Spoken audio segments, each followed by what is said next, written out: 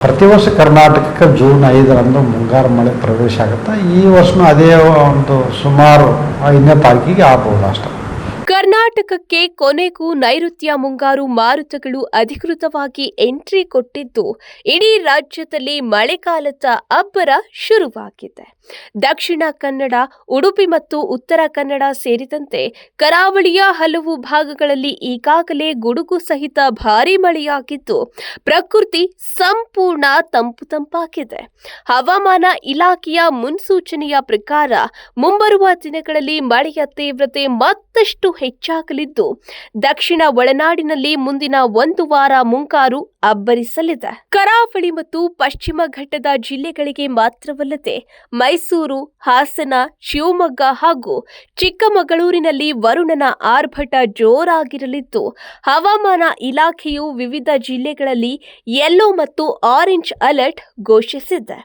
ಈ ವರ್ಷದ ಮಾನ್ಸೂನ್ ಮಾರುತಗಳು ಮುಂದಿನ 2ರಿಂದ 3 ದಿನಗಳಲ್ಲಿ ಇಡೀ ಗೋವಾ, ಮಹಾರಾಷ್ಟ್ರ, ಆಂಧ್ರಪ್ರದೇಶ ಹಾಗೂ ಕರ್ನಾಟಕದ ಇನ್ನುಳಿದ ಭಾಗಗಳಿಗೆ ವ್ಯಾಪಿಸಲಿವೆ.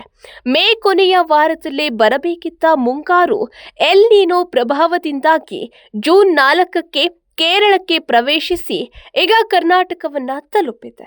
ಆರಂಭದ ಒಂದು ವಾರ ಮಳೆ ಭರ್ಜರಿಯಾಗಿ ಸುರಿಯಲಿದ್ದು ತದನಂತರದ 1 ತಿಂಗಳು ಮಳೆಯಲ್ಲಿ ಕೊಂಚ ಕೊರತೆ ಉಂಟಾಗುವ ಸಾಧ್ಯತೆ ಇದೆ ಎಂದು ಹವಾಮಾನ ಇಲಾಖೆ ಎಚ್ಚರಿಸಿದೆ.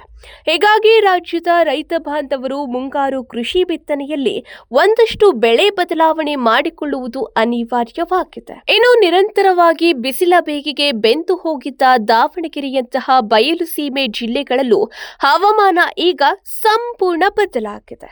ಕಳೆದ ಕೆಲವು ದಿನಗಳಿಂದ ತಾಪಮಾನವು 40 ಡಿಗ್ರಿ ತಲುಪಿ ಜನಜೀವನ ತತ್ತರಿಸಿತ್ತು. ಆದರೆ ಈಗ ಮುಂಗಾರು ಮಾರುತಗಳ ಎಂಟ್ರಿಯಿಂದಾಗಿ ತಾಪಮಾನವು ದಿಢೀರನೆ 27 ಡಿಗ್ರಿ ಆಸುಪಾಸಿಗೆ ಕುಸಿದಿದ್ದು ಹ್ಯೂಮಿಡಿಟಿ ಪ್ರಮಾಣ 69%ಕ್ಕೆ ಏರಿಕೆಯಾಗಿದೆ. ತಂಪು ಗಾಳಿ ಹಾಗೂ ಮೋಡ ಮುಸುಕಿದ ವಾತಾವರಣವು ಇಡೀ ರಾಜ್ಯವನ್ನ ಆವರಿಸಿಕೊಂಡಿದ್ದು ಬಿಸಿಲ ಬೇಗೆಯಿಂದ ಹೈರಾಣಾಗಿದ್ದ ಜನಸಮುದಾಯ ನಿಟ್ಟುಸಿರು ಬಿಡುವಂತಾಗಿದೆ. ಒಟ್ನಲ್ಲಿ ನಾಡಿನಾದ್ಯಂತ ಬೇಸಿಗೆ ಮುಗಿದು ಮಳೆಗಾಲದ ತಂಪು ವಾತಾವರಣ ಸೃಷ್ಟಿಯಾಗಿದ್ದು ಜನರು ಜರ್ಕಿನ್, ರೈನ್ ಕೋಟ್ ಹಾಗೂ ಛತ್ರಿಗಳ ಮೊರೆ ಹೋಗುವ ದಿನಗಳು ಆರಂಭವಾಗಿವೆ.